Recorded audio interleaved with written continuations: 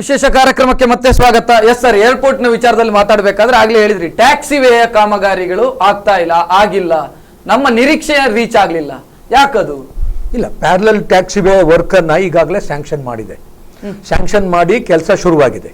ಆ ಕೆಲಸ ಶುರುವಾಗಿರೋದು ಅದು ಈಗ ಸುಮಾರು ಅದನ್ನ ನೀವು ಗಮನಿಸಬಹುದು. ಆ ಜಾಗನ ಅದು is A valley. Once again ಆ ವ್ಯಾಲಿನ ಫಿಲ್ಅಪ್ ಮಾಡಿ ಇವರು ಕೆಲಸ ಶುರು ಮಾಡುವಾಗ ಅದಕ್ಕೆ ಟೈಮ್ ತಗೊಳುತ್ತೆ. ಅದು ಸೆಟಲ್ ಆಗಬೇಕು. ಮಾನ್ಸೂನ್ ಒಂದು ಎರಡಾದ್ರೂ ಬಂದರೆ ಆ ಜಾಗ ಸೆಟ್ಲ್ ಆದ್ಮೇಲೆ ಇವರು ಅದು ಗ್ಯಾರಂಟಿ ಮಾಡಿ ಆ ಟ್ಯಾಕ್ಸಿ ವೇನಲ್ಲಿ ಕೆಲಸ ಅದು ಗಟ್ಟಿ ಆದ್ಮೇಲೆ ಟ್ಯಾಕ್ಸಿ ವೇ ಸಿಕ್ಕಿದೆ ಅಂತ ಹೇಳಬೇಕಾಗತ್ತೆ. ಅದು ಇವರು ಏನು ಫಿಲ್ಅಪ್ ಮಾಡಿದ್ದಾರೆ, ಈಗಾಗಲೇ ಒಂದು ಅರ್ಧ ಫಿಲ್ಅಪ್ ಆಗಿತ್ತು. ಸುಮಾರು 2006ರಿಂದಲೇ ಒಂದು ಅರ್ಧ ಜಾಗ ಫಿಲ್ಅಪ್ ಆಗಿದೆ, ಸುಮಾರು 600 ಮೀಟ್ರು. ಆ ಜಾಗವನ್ನು ಫಿಲ್ಅಪ್ ಮಾಡಿ ಮೇಲ್ಗಡೆ ಎತ್ಕೊಂಡ್ಬಂದು ರನ್ವೇ ಲೆವೆಲ್ಗೆ ಎಲಿವೇಶನ್ಗೆ ತಮ್ಮನ್ನ ಮಾಡಿದಾಗ ನಿಮಗೆ ಅಲ್ಲೊಂದಿಷ್ಟು ಜಾಗ ಸಿಗುತ್ತೆ. ಹಾಗೇನೆ ನೀವು ಉಲ್ಟಾ ಬೇರೆ ಉಲ್ಟಾ ಸೈಡ್ ಯಾವ್ದು ಸೈಡಿಂದ ನೀವು ಬಡ್ಪೆ ಸುಂಕದ ಕಟ್ಟೆ ಸೈಡಿಂದ ಬಂದಾಗ, ಹಳೆ ಏರ್ಪೋರ್ಟಿನ ಸೈಡಿಂದ ಬಂದಾಗ ಅಲ್ಲೊಂದಿಷ್ಟು ಟ್ಯಾಕ್ಸಿ ವೇ ಮಾಡೋದಕ್ಕೆ ಜಾಗ ಇದೆ. ಆ ಕಡೆಯಿಂದಲೂ ಅವರು ಟ್ಯಾಕ್ಸಿ ವೇ ಶುರು ಮಾಡಿದ್ದಾರೆ. ಆ ಎರಡೂ ಜಾಗ ಮೀಟ್ ಆದಾಗ ಇದು ಕಂಪ್ಲೀಟ್ ಪ್ಯಾರಲಲ್ ಟ್ಯಾಕ್ಸಿ ವೇ ಆಗುತ್ತೆ. ಮಧ್ಯದಲ್ಲಿ ಒಂದು ಸ್ವಲ್ಪ ಆ ಜಾಗಗಳೆಲ್ಲ ನೀವು ನೋಡಿದ್ರೆ ಮಂಗಳೂರು ಏರ್ಪೋರ್ಟ್ ಇರೋದೇ ಗುಡ್ಡದ ಮೇಲೆ ಅಲ್ವಾ, ಅಲ್ಲಿ ಸುತ್ತಮುತ್ತ ನಾವು ಜಾಗ ಚೂಸ್ ಮಾಡಿದ್ದು ತಪ್ಪಾಗಿದೆ ಹಾಗಾದ್ರೆ. ಹಿಂದೆ ಈಗ ಇವೆಲ್ಲ ನಿಮ್ ಕೈನಲ್ಲಿ ಇಲ್ಲ. ಮಂಗಳೂರು ಏರ್ಪೋರ್ಟ್ ಶ್ರೀನಿವಾಸ್ ಮಲ್ಲಿರ ಕಾಲದಲ್ಲಿ ಬಂದಿದ್ದೇ ಒಂದು ಅದೃಷ್ಟ. ಇಲ್ಲದ್ರೆ ಎಲ್ಲಿಗೋ ಬೇರೆ ಕಡೆ ಹೋಗ್ತಾ ಇತ್ತು, ಇಲ್ಲಿ ಬಂತು. ಆ ಬಂದಿದ್ದನ್ನು ನಾವು ಉಳಿಸ್ಕೊಂಡು ಬೆಳೆಸ್ಕೊಂಡು ಹೋಗ್ಬೇಕಾಗಿದೆಯೇ ಹೊರತು ಇದು ಬಂದಿದ್ದ ತಪ್ಪು ಅಂತ ಹೇಳೋದಕ್ಕೆ ಆಗಲ್ಲ. ಅಡ್ಜಸ್ಟ್ ಆಗ್ಬೇಕಾಗತ್ತೆ. ಮಂಗಳೂರಿನಲ್ಲಿ ನಿಮಗೆ ಡಿಸ್ಟ್ರಿಕ್ಟ್ ನಲ್ಲೇ ಎಲ್ಲೂ ಬೇರೆ ಕಡೆ ಜಾಗ ಸಿಗೋದಿಲ್ಲ. ನಾವು ಪಡುಬಿದ್ರಿನಲ್ಲಿ ಹುಡುಕಿದ್ವಿ, ಪಡುಬಿದ್ರಿನಲ್ಲೂ ಆ ಜಾಗ ಇರಲಿಲ್ಲ. ಅದೇ ತರ ನಾವು ಬೇರೆ ಬೇರೆ ಬೇಂದ್ರೆ ಇಲ್ಲಿ ನಮ್ಮ ಇದಕ್ಕೆಲ್ಲ ಹೋಗಿದ್ವಿ, ಅಲ್ಲೆಲ್ಲ ಏನು ಜಾಗ ಸಾಲದು. ಹೀಗಾಗಿ ಈಗಿರೋ ಜಾಗದಲ್ಲಿ ಏನ್ ಸಿಕ್ಕಿದೆ ಅದಕ್ಕೆ ತೃಪ್ತಿ ಪಟ್ಕೊಳ್ಳೋದು ಬಹಳ ಸಂತೋಷ. ಸರ್, ಮೊನ್ನೆ ಒಂದು ಇನ್ಸಿಡೆಂಟ್ ಆಯ್ತು, ನಿನ್ನೆ ಬಹುಶಃ ಟ್ಯಾಕ್ಸಿಯ ವಿಚಾರದಲ್ಲಿ ಇಂತಹ ಚಿಕ್ಕ ಪುಟ್ಟ ವಿಚಾರಗಳು ಇಡೀ ಏರ್ಪೋರ್ಟಿನ ಘನತೆಗೆ ಗಾಂಭೀರ್ಯಕ್ಕೆ ಸಮಸ್ಯೆಗಳಂತ ನೀವು ಹಾಗೆಲ್ಲ ಅನ್ಬೇಡ್ರಪ್ಪ. ಟ್ಯಾಕ್ಸಿಯ ವಿಚಾರದಲ್ಲಿ ಅದಂತೂ ಓಲಾ ಟ್ಯಾಕ್ಸಿ ಬರಬಾರದು ಒಳಗೆ. ನೋಡಿ, ಒಂದು ಏರ್ಪೋರ್ಟ್ ಶುರುವಾದಾಗ ಇಲ್ಲಿದ್ದು ಒಂದು 2 ವಿಮಾನ ಬರ್ತಾ ಇದ್ದು. ಅವಾಗ ಟ್ಯಾಕ್ಸಿ ಸರ್ವಿಸ್ ಕೊಡಬೇಕು. ಪಬ್ಲಿಕ್ ಟ್ರಾನ್ಸ್ಪೋರ್ಟ್ ಯಾವುದು ಮಂಗಳೂರಿನ ಏರ್ಪೋರ್ಟ್ಗೆ ಕೊಟ್ಟಿಲ್ಲ ಇಲ್ಲಿವರೆಗೂ. ಅವಾಗ ಒಂದು ಪಬ್ಲಿಕ್ ಟ್ರಾನ್ಸ್ಪೋರ್ಟಿನ ಬದಲು ಏನಾದರೂ ಒಂದು ವ್ಯವಸ್ಥೆ ಮಾಡಬೇಕಿತ್ತಲ್ಲ. ಅವಾಗ ಯಾರು ಕೊಟ್ಟರು? ಇದೇ ಈ ಒಂದು ಟ್ಯಾಕ್ಸಿ ಏನೊಂದು ನಡೆಸ್ತಾ ಇರ್ತಕ್ಕಂಥ ಡೈರೆಕ್ಟರ್ಸ್, ಇದು ಡ್ರೈವರ್ಸ್ಗಳು ಕೊಟ್ಟರು. ಅವರು ಏನೊಂದು ಕಷ್ಟಪಟ್ಟು ಹೊಟ್ಟೆ ಬಟ್ಟೆ ಕಟ್ಕೊಂಡು ಕೆಲಸ ಶುರು ಮಾಡಿದ್ರು. 1996ರಿಂದ ನಾನು ನೋಡ್ತಾ ಇದ್ದೀನಿ ಅದನ್ನ. ಅವರು ಬೆಳೀತಾ ಬಂದರು.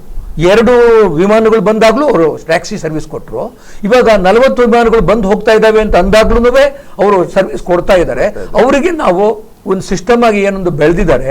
15 ದಿವಸಕ್ಕೆ ಒಂದು ಟ್ರಿಪ್ ಸಿಗ್ತಾ ಇದ್ದಿತ್ತು, ಈಗ ಒಂದು ಟ್ರಿಪ್ ಸಿಗ್ತಾ ಇದೆ ಪರ್ ಡೇ. ಅಷ್ಟರ ಮಟ್ಟಿಗೆ ಗ್ರೋತ್. ಹಾಗಂದಾಗ ನೀವು ಗ್ರೋತ್ ಆಗಿದೆ, ಬೇರೆಯವ್ರು ಬರ್ತೀವಿ ಅಂತ ಹೇಳಿ ಅವರು ಈ ಜಾಗವನ್ನು ಆಕ್ರಮಿಸೋದಕ್ಕೆ ಬಂದಾಗ ಹಿಸ್ಟಾರಿಕಲ್ ಲೋಕಲ್ ಜನಗಳು ಏನ್ ಬೆಳೆದಿದ್ದಾರೆ ಅವರನ್ನ ನೀವು ಹೋಗಿ ಅಂತ ಹೇಳಿ ಒದ್ದೋಡ್ಸಕ್ ಆಗೋದಿಲ್ಲ. ಇದು ಮೊದಲನೇ ಪ್ರಾಬ್ಲಮ್. ಅಲ್ಲಿ ಏನೊಂದು ಸಣ್ಣ ಪ್ರಾಬ್ಲಮ್ಗಳು ಎಲ್ಲಿ ಹೋದ್ರೂ ಡ್ರೈವರ್ಗಳ ಜೊತೆಗೆ ಆಟೋ ಇದರಲ್ಲಿ ಅಥವಾ ಟ್ಯಾಕ್ಸಿನಲ್ಲಿ ಇದರಲ್ಲಿ ಆಗ್ತದೆ. ಆದರೆ ನಮ್ಮ ಮಂಗಳೂರಿನಲ್ಲಿ ನನಗೆ ಆಶ್ಚರ್ಯ ಅಂತಂದ್ರೆ, ನೀವು ನಂಬಿದ್ರೆ ನಂಬಿ, ಬಿಟ್ರೆ ಬಿಡಿ, ನಾನಂತೂ ಹೇಳ್ತೀನಿ, ನಮ್ಮ ಈ ಒಂದು ಪ್ರೀಪೇಯ್ಡ್ ಟ್ಯಾಕ್ಸಿ ಒಂದು ಏರ್ಪೋರ್ಟ್ ಅಲ್ಲಿ ಏನ್ ಕೊಡ್ತಾ ಇದ್ದಾರೆ ಈ ಜನ, ಅಂತ ಒಂದು ಸರ್ವಿಸ್ ಇಡೀ ದೇಶದಲ್ಲಿ ಇಲ್ಲ. Yes sir, JR. ಲೋಬೋ ಅವರು, ಶಾಸಕ ಜೆ.ಆರ್. ಲೋಬೋ ಅವರು ಈ ವಿಚಾರದ ಬಗ್ಗೆ, ಏರ್ಪೋರ್ಟಿನ ಬಗ್ಗೆ ಜೆ.ಆರ್. ಲೋಬೋ ಅವರು ಮಾತಾಡಿದ್ದಾರೆ. ಅವರು ಏನು ಮಾತಾಡಿದ್ದಾರೆ ಅನ್ನುವಂಥದ್ದು ನಿಮ್ಮ ಮುಂದೆ ಬರ್ತಾ ಇದೆ. ಈಗ ಮರಕಡದವರೆಗೆ ಉತ್ತಮವಾದ ಕಾಂಕ್ರೀಟ್ ರಸ್ತೆ ಆಗಿದೆ. ಈಗ ಮುಂದಕ್ಕೆ ಅದನ್ನು ನಮ್ಮ ಎಲ್ಲಿಯವರೆಗೆ ಕೆಳಗೆ ನಮ್ಮ ಬ್ರಿಡ್ಜ್ ವರೆಗೆ ಸೇತುವೆವರೆಗೆ ಮಂಗಳೂರು ಮಹಾನಗರ ಪಾಲಿಕೆ ಬರ್ತದೆ. ಹತ್ರ ಅಲ್ಲಿವರೆಗೆ ಅದನ್ನು ಮುಂದುವರಿಸಲಿಕ್ಕೆ ಇದೆ. ಈಗ ಅನುದಾನದ ಕೊರತೆ ಇದೆ ನಮ್ಮಲ್ಲಿ. TDR ಇದು ಪ್ರೀಮಿಯಂ ಎಫ್ಐಆರ್ ದುಡ್ಡು ಸ್ವಲ್ಪ ಇದೆ. ಅದನ್ನು ಖರ್ಚು ಮಾಡ್ಲಿಕ್ಕೆ ನಾವೀಗ ಮಹಾನಗರ ಪಾಲಿಕೆಯಲ್ಲಿ ರೂಲ್ಸ್ ಫ್ರೇಮ್ ಮಾಡ್ತಾ ಇದ್ದೀವಿ. ಈವರೆಗೆ ಪ್ರೀಮಿಯಂ ಎಫ್ಐಆರ್ ದುಡ್ಡು ಏನು ವಸೂಲಾಗಿದೆ, ಈವರೆಗೆ ಏನು ಖರ್ಚು ಮಾಡಿಲ್ಲ, ಅದು ಎಲ್ಲ ಹಾಗೆ ಇದೆ. ಅದನ್ನು ನಾವು ಅಲ್ಲಿಗೆ 6 ರೋಡ್ಗೂ ಸ್ವಲ್ಪ ಖರ್ಚು ಮಾಡಿ ಅದನ್ನು ಮುಂದುವರಿಸುವಂತ ಒಂದು ಚಿಂತನೆಯಲ್ಲಿ ಇದ್ದೀವಿ. ಒಂದು. ಎರಡನೇದು, ಮುಂದಕ್ಕೆ ಅದು ಏರ್ಪೋರ್ಟ್ಗೆ ಹೋಗುವಂತಹ ಸೇತುವೆ ಈಗ ಅಲ್ಲಿ ಇನ್ನೊಂದು ಸೇತುವೆ ಮತ್ತು ಮುಂದಕ್ಕೆ ರಸ್ತೆಯನ್ನು ಅಭಿವೃದ್ಧಿ ಮಾಡುವ ಬಗ್ಗೆ ಈಗಾಗಲೇ ಲೋಕೋಪಯೋಗಿ ಇಲಾಖೆಯ ಮುಂದೆ ಇದೆ. ಅದು ಮೊನ್ನೆ ಸಚಿವರು ಕೂಡ, ಲೋಕೋಪಯೋಗಿ ಇಲಾಖೆ ಸಚಿವರು ಮಂಗಳೂರಿಗೆ ಭೇಟಿ ಕೊಟ್ಟಾಗ ಈ ಬಗ್ಗೆ ಅವರ ಗಮನವನ್ನು ನಾವು ಸೆಳೆದಿದ್ದೀವಿ. ಮತ್ತೆ ಅವರನ್ನು ಅದು ಕೂಡ ಬಹಳ ಆಕ್ಟಿವ್ ಆಗಿ ಕನ್ಸಲ್ಟೇಷನ್ ಅಲ್ಲಿ ಇದೆ ಅಂತ ಕೂಡ ಲೋಕೋಪಯೋಗಿ ಇಲಾಖೆಯ ಸಚಿವರು ಹೇಳಿದ್ದಾರೆ. ಅದರಲ್ಲೂ ಬಹುಶಃ ಹೆಚ್ಚು ಕಡಿಮೆ ಮುಂದಿನ ಬಜೆಟ್ ನಲ್ಲಿ ಅದನ್ನು ಸೇರಿಸುವಂತ ಸಾಧ್ಯತೆಗಳು ಇವೆ. ಹಾಗೆ ಇವತ್ತು ಈಗ ನಮ್ಮ ಸದ್ಯದ ಪರಿಸ್ಥಿತಿ ಆ ರೀತಿ ಇದೆ. ಸರ್, ಈಗ ಆ ಸೇತುವೆ ನಂತರದಿಂದ ವಿಮಾನ ನಿಲ್ದಾಣದ ಡೆಕ್ಕನ್ ಪಾರ್ಕ್ ರಸ್ತೆ ಮತ್ತು ಆ ಮುಂದೆ ದೇವಿ ಕಾಲೇಜಿನವರೆಗೂ ಕೂಡ ಅದು ಚತುಷ್ಪಥ ಆಗ್ಲಿಕ್ಕೆ ಸಾಧ್ಯ? ಅಂದ್ರೆ ಸಿಟಿ ಕಾರ್ಪೊರೇಷನ್ ರಸ್ತೆ ಅಲ್ಲ ಅದು, ಇಲ್ಲ, ಅದು ಜಿಲ್ಲಾ ಪಂಚಾಯತ್ PWD ಮಾಡಬೇಕಾಗಿದೆ. ಹೌದು. ಅದು ಎಷ್ಟು ಸಮಯ ಬೇಕಾದಿತ್ತು ಅಂತ? ಅದು ಯಾರು ಈಗ ಮೇಲೆ ನೋಡಿ, ಕರ್ನಾಟಕ ಇದು KRDCL, Karnataka road development corporation limited, KRDCL ಕಡೆಯಿಂದ ಒಂದು ರಸ್ತೆ ಕೆಳಗೆ ಬರ್ತಾ ಇದೆ ನಮ್ಮ ವಿಮಾನ ನಿಲ್ದಾಣದ ಈ ಕಡೆಯಿಂದ. ಹೌದು, ಬರ್ಲಿಕ್ಕೆ ಅದು ಬರ್ತದೆ. ಮತ್ತೆ ಮುಖ್ಯ ರಸ್ತೆಯನ್ನು ಅದನ್ನು ಮುಂದಿನ ಬಜೆಟ್ ನಲ್ಲಿ ಅದು ಸೇರಿಸಲಿಕ್ಕೆ ಪ್ರಯತ್ನಿಸ್ತೀವಿ ಅಂತ ಮಾನ್ಯ ಸಚಿವರು ಹೇಳಿದ್ದಾರೆ. ಅದು ಸ್ವಲ್ಪ ಸಮಯ ತೆಕ್ಕೊಳ್ತದೆ. ಈಗ ರಸ್ತೆ ಮುಂದೆ ಆ ಕಡೆಗೆ ಚತುಷ್ಪಥ ರಸ್ತೆ ಇಲ್ಲ ಹೊರತು ಇದ್ದ ರಸ್ತೆ ಚೆನ್ನಾಗಿದೆ. ಅದು ಖಾಲಿ ಕೆಲವು ಕಡೆ ನಮ್ಮ ಮುಂದೆ ಅಲ್ಲಿ ಇದ್ರ ಹತ್ತಿರ ಮಾತ್ರ ಸ್ವಲ್ಪ ಇದು ರೈಲ್ವೆ ಬ್ರಿಡ್ಜ್ ಆದ್ಮೇಲೆ ಸ್ವಲ್ಪ ಪೋರ್ಷನ್ ಮಾತ್ರ ಸ್ವಲ್ಪ ಇದಾಗಿದೆ ಹೊರತು ಅದು ಚೆನ್ನಾಗಿದೆ ಅದು ರೋಡ್.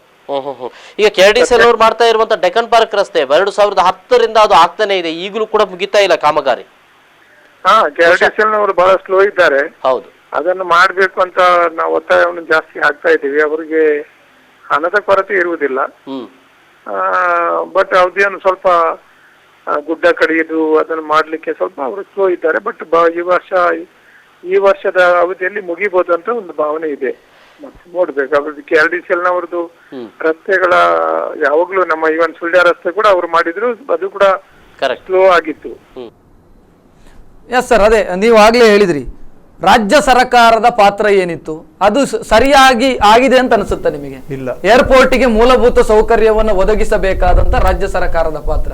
ಈಗಾಗಲೇ ಶಾಸಕರು ಕೂಡ ಮಾತನಾಡಿದ್ರು, ರೋಡ್ ಫೆಸಿಲಿಟಿ ನಾವು ಬಹಳ ಪೂರ್ ಇದ್ದೇವೆ ಅಂತ ಅನಿಸ್ತಾ ಇಲ್ವಾ ಸರ್ ನಿಮಗೆ? ಈಗ ರೋಡ್ ಫೆಸಿಲಿಟೀಸ್ ಅಂತ ಹೇಳಿದರೆ ನಮ್ಮ ಏರ್ಪೋರ್ಟ್ನ ಸಂಬಂಧಪಟ್ಟ ರೋಡಲ್ಲಿ ಒಂದು ರೋಡ್ ಹೋಗುವಂಥ ರೋಡನ್ನು ನಮ್ಮ ಮಾನ್ಯ ಶಾಸಕರು ಇದು ನಮ್ಮ ಕುಡ್ಸಂಪಿದ್ದು ಅವರು ಆಫೀಸರ್ ಆಗಿರುವಾಗಲೇ ಅದನ್ನು ಮಾಡಿಸಿದವರು. ಈ ಸೈಡ್ ರೋಡನ್ನು ಇದು ಕುಡ್ಸಂಪಿನ ಹಂತದಲ್ಲಿ ಬರಲಿಲ್ಲ, ಅದು ಜಿಲ್ಲಾ ಪರಿಷತ್ ಅಂಡರಲ್ಲಿತ್ತು. ಆಗ ಅದನ್ನು ಜಿಲ್ಲಾ ಪರಿಷತ್ನ ನೆಲೆಯಲ್ಲಿ ನಮ್ಮ ಮಂತ್ರಿಯಾಗಿದ್ದ ಶೋಭಾ ಕರ್ನಾಜೆ ಬಂದಾಗ ಅದನ್ನು ಅವರು ಪ್ರಥಮವಾಗಿ ಅದನ್ನು ಪ್ರಾರಂಭ ಮಾಡಲಿಕ್ಕೆ ಅವಕಾಶ ಮಾಡಿ ಕೊಟ್ಟಿದ್ದಾರೆ. ಅಲ್ಲಿಂದ ಇಲ್ಲಿಗೆ ಇವರು ಹೇಳಿದಾಗೆ ಈಗ ಅದನ್ನು ನಡೆಸ್ತಾ ಇದ್ದಾರೆ. 2010ರಿಂದ ಅದು ನಡೀತಾ ಉಂಟಲ್ಲದೆ ಆಮೇಲಿಂದ ಯಾವುದೇ ಈಗ ಆಕ್ಚುಲಿ ಒಂದು ಕೆಲಸ 2012ರಿಂದ ಸ್ಟಾರ್ಟ್ ಆದದ್ದು. ಇದು ಈಗ 4 ವರ್ಷ ಆಯ್ತು ನೀವು ಹೇಳಿದಾಗೆ. ಈಗ ಅದರಲ್ಲಿ ಕುಂಠಿತ ನಡೀತದೆ ಅಂತ ಹೇಳುವಾಗ ದುಡ್ಡಿದ ತಾಪತ್ರೆ ಅದರಲ್ಲಿ ಬಂದಿದೆ, ಬಜೆಟ್ ಅಲೋಕೇಶನ್ಸ್ ಆಗ್ಲಿಲ್ಲ ಅದಕ್ಕೆ. ಈಗ ಬಂದ ಕಾಸಿನಲ್ಲಿ ಈಗ ಅವರು ಒಂದು ರೋಡ್ ಲೆವೆಲ್ ಮಾಡಿಕೊಂಡು ಇಲ್ಲಿವರೆಗೆ ಚತುಷ್ಪಥ ಅಂತ ಹೇಳಿ ಮಾಡಿದ್ದಾರೆ. ಈಗ ಅದರ ಕಂಡೀಷನ್ ಒಂದು ಇಂಟರ್ನ್ಯಾಷನಲ್ ಏರ್ಪೋರ್ಟಿನ ಬಗ್ಗೆ ಈ ರೀತಿಯ ನಿರ್ಲಕ್ಷ್ಯ ಅಥವಾ ಈ ರೀತಿಯ ಮೌನ ಸರಿ ಅಂತ ಅನ್ಸುತ್ತೆ ನಿಮಗೆ? ಇಲ್ಲ, ನಾನು ಆಗಲೇ ನಿಮಗೆ ಹೇಳಿದ್ದೇನೆ, ನಾನು ಅದನ್ನೇನು ಹೆದರಿ ಮಾತಾಡದೆ ಕುತ್ಕೊಳ್ಳಿಲ್ಲ. ಜನಪ್ರತಿನಿಧಿಗಳ ಒಂದು ಕಾರ್ಯದಲ್ಲಿ ನಾವು ನ್ಯೂನತೆ ಆಗಿದೆ ಅಂತೇಳಿ ನಾನು ಹೇಳ್ತೇನೆ. ಅದು ಕೇಂದ್ರದ ಆಗಿರ್ಬೋದು, ರಾಜ್ಯದಾಗಿರ್ಬೋದು, ಇಬ್ಬರಲ್ಲೂ ಸಹ ಈ ವಿಷಯದಲ್ಲಿ ಖಡಕ್ ಆಗಿ ಒಬ್ರು ನಿಂತ್ರೆ ಯಾಕೆ ಸರ್ಕಾರದಿಂದ ನಾವು ಬೇಕಾದಷ್ಟು ವಿದೇಶದಿಂದ ಒಬ್ಬ ಮಂಗಳೂರಿನ ಏರ್ಪೋರ್ಟ್ ಅಲ್ಲಿ ಬಂದು ಇಳಿದು ಅಲ್ಲಿಂದ ಹೊರಗಡೆ ಬರಬೇಕಾದ್ರೆ ನಾವು ಕೊಡುವಂತ ನೋಟ ಅಥವಾ ಕೊಡುವಂತ ಮೊದಲ ಲುಕ್ ಹೇಗಿದೆ ಅಂತ ಅನ್ಸುತ್ತೆ ನಿಮಗೆ? ಅಲ್ಲ, ಈಗ ಪರದೇಶದಿಂದ ಬಂದವರು ಹೋಗೋದು ಬರೋದು ಅದೇ ರೋಡ್ ನಲ್ಲಿ, ಅದು ಕಾಂಕ್ರೀಟ್ ಆಗಿದೆ. ಮಾತ್ರ ನಮ್ಮ ಚಾರ್ಮಾಡಿ ಘಾಟ್ ನಲ್ಲಿ ಹೆರ್ಪಿನ್ ಬೆಂಡ್ ಇದ್ದಾಗೆ ಅದರಲ್ಲಿ ಉಂಟು. ಸದ್ಯಕ್ಕೆ ಅದನ್ನೇ ನಾವು ತೋರಿಸ್ತಾ ಇದ್ದೇವೆ. ಈ ಸೈಡ್ ರೋಡ್ ಅನ್ನು ನಾವು ತೋರಿಸ್ಲಿಕ್ಕೆ ಸಾಧ್ಯತೆ ಇಲ್ಲ. ಈಗ ತೋರಿಸಿದ್ರಲ್ಲಿ ಹೋದ್ರೆ ನೀವು ಅಲ್ಲಿ ಸಿಕ್ಕಾಕೊಳ್ತೀರಿ ಖಂಡಿತ, ಯಾಕಂದ್ರೆ ಅಷ್ಟು ಕೆಸರಾಗಿದೆ ಅದ್ರ ರೋಡ್ ಅಲ್ಲಿ.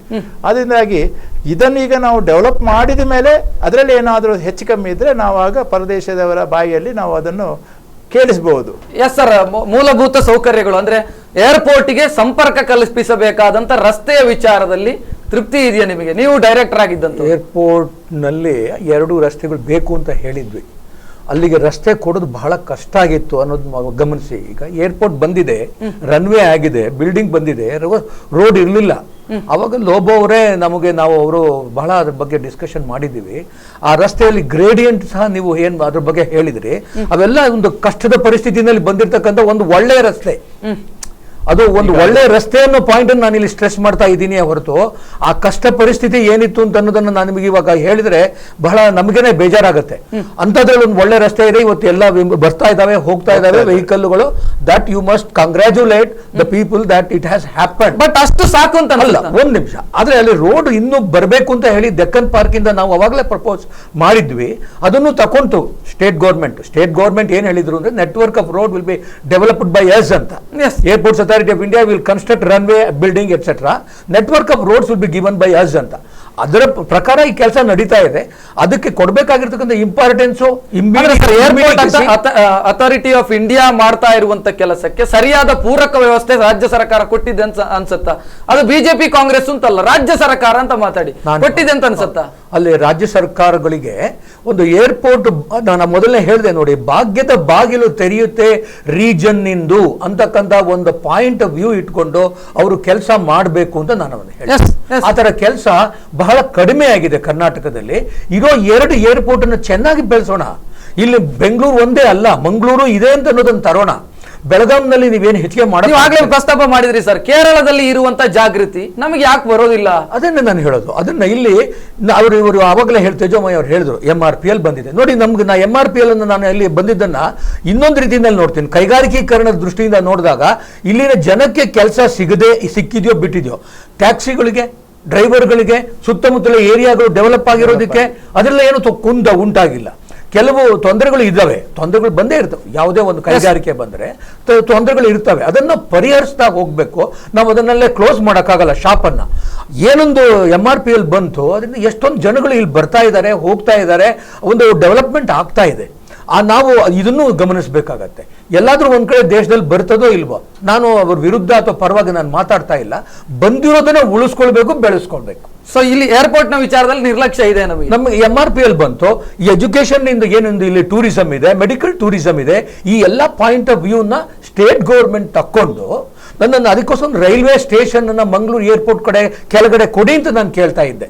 ಯಾಕೆ ಅಂತಂದ್ರೆ ಸೊ ದಟ್ ಎಲ್ಲ network of roads, rail, airport, ಆಮೇಲೆ ನಮ್ಮ ನ್ಯೂ ಮ್ಯಾಂಗ್ಳೂರ್ ಪೋರ್ಟ್ ಟ್ರಸ್ಟ್ ಇದೆ, ಅದ್ರ ಜೊತೆಗೆ ಕನೆಕ್ಷನ್ ಅನ್ನ ನಾವು ಏರ್ಪಡಿಸಿದ್ರೆ ಕಾರ್ಗೋ ಹೋಗಿ ಬರೋದಕ್ಕೆ ಏನೊಂದು ಅನುಕೂಲ ಆಗತ್ತೆ. ಇದನ್ನು ಗಮನಿಸಬೇಕು ಸ್ಟೇಟ್ ಗೌರ್ಮೆಂಟ್ ಅಂತ ನನ್ನ ಮಾತುಗಳನ್ನ. ತೇಜಮಯ್ಯ ಅವರೇ, ಅದೇ state government airport authority of India ಮಾಡಿರುವಂತ ಕೆಲಸಕ್ಕೆ ಸರಿಯಾದ ಪೂರಕ ಸ್ಪಂದನೆ ನಮ್ಮ ಕಡೆಯಿಂದ ಸಿಗ್ತಾ ಇಲ್ಲ ಅಂತ ಹೇಳಲಿಕ್ಕೆ ಸಾಧ್ಯ ಇಲ್ಲ. ನಾವು ನಮ್ಮಿಂದ ಸಾಧ್ಯ. ಯಾಕಂತ ಹೇಳಿದ್ರೆ ಏರ್ಪೋರ್ಟ್ ಇರುತ್ತೆ ಈ ಮನಸ್ಥಿತಿ. ಅದೇ ಕರ್ನಾಟಕದಲ್ಲಿ ದಕ್ಷಿಣ ಕನ್ನಡ ಜಿಲ್ಲೆ ಅಥವಾ ಉಡುಪಿ ಜಿಲ್ಲೆ ಮಾತ್ರ ಇರುವುದಲ್ಲ, ಈ ಉಳಿದ ಒಂದು 28 ಜಿಲ್ಲೆಗಳು ಉಂಟು ಈಗ. ಅದರಿಂದಾಗಿ ಎಲ್ಲಾ ಕಡೆ ಅಭಿವೃದ್ಧಿಗಳನ್ನು ಅವರು ಹಂಚಿ ಮಾಡಬೇಕಾಗ್ತದೆ. ಈಗ ನಾವು ಎಲ್ಲವನ್ನು ನಾವೇ ಕೇಳಿದ್ರೆ ಬಾಕಿ ಜಿಲ್ಲೆಯವರು ನಮ್ಮ ಒಂದು ಕೂಗೆಬ್ಬಿಸಿದ್ರೆ ದೊಡ್ಡ ಕಷ್ಟ ಆಗ್ತದೆ.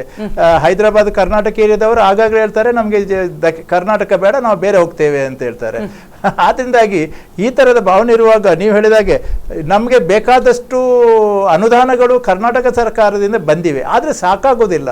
1 ವರ್ಷದಲ್ಲಿ ಮಾಡುವಂಥ ಕೆಲಸವನ್ನು ಇದೀಗ ನಿಜವಾಗಿ ಹೇಳಿದಾಗೆ ನಮಗೆ ನಿಜವಾಗಿ ನಾನೇ ಆಸ್ ಎ ಇಂಜಿನಿಯರ್ ಹೇಳುವುದಾದ್ರೆ 1 ವರ್ಷದಲ್ಲಿ ಮಾಡ್ಬೋದು.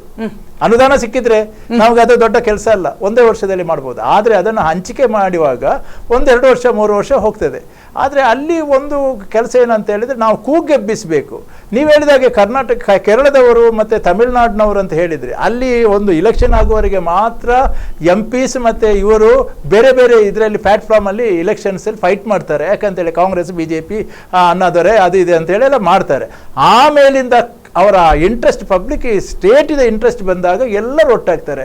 ಇದು ನನ್ನ ಅನುಭವ. ಯಾಕಂತ ಹೇಳಿದರೆ ಝೋನಲ್ ರೈಲ್ವೆ ಕನ್ಸಲ್ಟೇಟಿವ್ ಕಮಿಟಿಯಲ್ಲಿ ಮೆಡ್ರಾಸಲ್ಲಿ ನಾನು ರೆಪ್ರೆಸೆಂಟೇಟಿವ್ ಆಗಿ ಹೋದಾಗ ಅಲ್ಲಿ ಸದರ್ನ್ ರೈಲ್ವೆ ನಾನು ಹೋದಾಗ ಒಬ್ಬ ಕರ್ನಾಟಕದಿಂದ ನಾನ್ ಅಫಿಷಿಯಲ್ ಆಗಿದ್ದೆ. ಎಲ್ಲ ಕೇರಳದ MPsಗಳು ಮತ್ತು ಇವರು ಯೂನಿಯನ್ ಲೀಡರ್ಸ್ಗಳು ಒಟ್ಟಾಗಿದ್ದಾರೆ ಅಲ್ಲಿ. ನಮ್ಮಲ್ಲಿ ನಾನು ಒಬ್ಬನೇ ಅಲ್ಲಿ ಕೂಗೆಬ್ಬಿಸಬೇಕು. ನಮ್ಮ MPಗಳಾಗಲಿ ನಮ್ಮ MLAಗಳಾಗಲಿ ಪಾರ್ಟಿ ಲೆವೆಲ್ ಅಲ್ಲಿ ಅವರು ಮಾತಾಡ್ತಾರೆ ವಿನಾ ಈ ವಿಷಯದಲ್ಲಿ ಒಟ್ಟಾಗ್ಲಿಲ್ಲ. ನನಗೆ ಬಹಳ ಮತ್ತೊಂದು ವಿಚಾರ ಆಯ್ತು, ಮಣಿಪಾಲದಿಂದ ಏರ್ಪೋರ್ಟ್ಗೆ ರೋಡ್ ಮಾಡ್ತೀವಿ, ಅದು ಏನಾಯ್ತು? ಅಥ್ರಾಡಿವರೆಗೆ, ಬಜ್ಪೆಯಿಂದ ಅಥ್ರಾಡಿವರೆಗೆ ನ್ಯಾಷನಲ್ ಹೈವೇ 66 ಅದನ್ನ ಡೆವಲಪ್ ಮಾಡ್ತೀವಿ ಅಂತ ಹೇಳಿ ಕರಾವಳಿ ಪ್ರಾಧಿಕಾರದ ಅಧ್ಯಕ್ಷರಾಗಿರ್ತಕ್ಕಂಥ ನಾಗರಾಜ್ ಶೆಟ್ಟರು ಒಂದು ಸಭೆನ ಕರೆಸಿದ್ರು. ಯಡಿಯೂರಪ್ಪನವರು ಡೆಪ್ಯೂಟಿ ಚೀಫ್ ಮಿನಿಸ್ಟರ್ ಆಗಿದ್ದಾಗ ನಾವು ಹೋಗಿದ್ದೆ. ಅದೆಲ್ಲ ಮಾಡ್ತೀವಿ ಅಂತ ಹೇಳಿದ್ದು ಹೌದು, ಆಮೇಲೆ ಮುಂದಕ್ಕೆ ಹೋಗದೆ ಇರೋದನ್ನು ನಾನು ನೋಡ್ತಾ ಇದ್ದೀನಿ. But there is A proposal ಅಂತ ನನಗೆ ಗೊತ್ತು. ಕೆಲವೆಲ್ಲ ಈ ತರದ ರೋಡ್ಗಳು ಡೆವಲಪ್ ಆದಾಗ ನೋಡಿ, ಉಡುಪಿಯಿಂದ ಏರ್ಪೋರ್ಟಿನ ವಿಚಾರದಲ್ಲಿ ಬಹಳಷ್ಟು ಫೈಲ್ಗಳು ಧೂಳು ತಿಂತಾ ಇದಾವೆ, ಪ್ರಸ್ತಾವನೆ ಹೋದಂತ ಧೂಳು ತಿಂತಾ ಇದಾವೆ. ಕೆಲವೆಲ್ಲ ಕೆಲಸಗಳನ್ನ ಒಂದು ಬೇರೆ ಬೇರೆ ಪಾರ್ಟಿಗಳು ಅದನ್ನು ತಕ್ಕೊಂಡು ಅದನ್ನು ಒಂದು ದಡ ಮುಟ್ಟಿಸ್ಬೇಕಾಗತ್ತೆ. ಹಂತ ಮುಟ್ಟಿಸೋದು ಅವ್ರ ಕೆಲಸ. ಆದರೆ ಪ್ರಪೋಸಲ್ಗಳನ್ನು ಕೊಟ್ಟಿದ್ದೀವಿ, ಅದನ್ನು ಹೋಗುತ್ತೆ ಅನ್ನೋ ಒಂದು ಆಸೆಯಿಂದ ನಾವು ಕೂತ್ಕೊಂಡಾಗ ಬೇರೆ ಬೇರೆ ಆಫೀಸರ್ಗಳು ಅದನ್ನು ಆಗಾಗ ನೋಡಿ ಈ ಕೆಲಸ ಆಗಿಲ್ಲ, ಇದನ್ನೇನು ಮಾಡ್ತಾ ಇದ್ದೀರಿ, ಹೇಗೆ ಮಾಡ್ತೀರಿ ಅಂತ ಕೇಳುವಂಥ ಪರಿಸ್ಥಿತಿ ಇದೆಲ್ಲ ಇರಬೇಕು. ನೋಡಿ, ಮಂಗಳೂರು ಏರ್ಪೋರ್ಟ್ನಲ್ಲಿ ಬೇಕಾಗಿರ್ತಕ್ಕಂಥ ಇನ್ಫ್ರಾಸ್ಟ್ರಕ್ಚರ್ಗಳು ಏನು ಬೇಕು ಕೇಳಬೇಕು. ಇಲ್ಲಿಗೆ ರೋಡ್ ಬೇಕು, ಇಲ್ಲಿಗೆ ಫೈರ್ ಸರ್ವಿಸಸ್ ಇದೆಯಾ, ಕಸ್ಟಮ್ಸ್ನವ್ಸ್ ಕರೆಕ್ಟಾಗಿ ಬರ್ತಾ ಇದ್ದಾರಾ, ಇಮಿಗ್ರೇಷನ್ ಸ್ಟಾಫ್ ಇದೆಯಾ, ಅವ್ರಿಗೆ ಬೇಕಾಗಿರ್ತಕ್ಕಂಥ ಫೆಸಿಲಿಟೀಸ್ ಇದೆಯಾ ಅಂತ ಕೆಲವು ಸತಿ ಆಗಾಗ ಲೀಡರ್ಗಳು ಬಂದು ಕೇಳ್ತಾ ಇದ್ದಾಗ ಏರ್ಪೋರ್ಟ್ನಲ್ಲಿ ಏನು ಕೆಲಸ ಆಗ್ತಾ ಇದೆ ಅವರಿಗೂ ಗೊತ್ತಾಗುತ್ತೆ. ಅವಾಗ ಅದು ಮುಂದಕ್ಕೆ ತಗೊಂಡೋಗ್ಬೋದು. ಇದೆಲ್ಲ ಮಾಡಿದಾಗ ಏನಾಗಿ ಏರ್ಪೋರ್ಟ್ನಲ್ಲಿ ಏನಾರು ಆಗ್ಬೇಕಾ? ವೀರಪ್ಪ ಮೊಯ್ಲಿಯವರು ಇದನ್ನು ಕೇಳ್ತಾ ಇದ್ರು, ಜನಾರ್ದನ್ ಪೂಜಾರಿಗಳು ಕೇಳ್ತಾ ಇದ್ರು. ಇದೆಲ್ಲ ನಾನು ನೋಡಿದ್ದೀನಿ. ಇನ್ನಷ್ಟು ಮಾತಾಡ್ತೇನೆ, ಅದಕ್ಕಿಂತ ಮೊದಲು ಒಂದು ಬ್ರೇಕ್ ಅನ್ನು ತೆಗೆದುಕೊಳ್ಬೇಕು. ವಿಶೇಷ ಕಾರ್ಯಕ್ರಮದಲ್ಲಿ ಒಂದು ಬ್ರೇಕ್ ಅನ್ನು ತೆಗೆದುಕೊಳ್ತಾ ಇದ್ದೀನಿ. ಬ್ರೇಕ್ನ ನಂತರ ಕಾರ್ಯಕ್ರಮ ಮತ್ತೆ ಮುಂದುವರಿಯುತ್ತದೆ.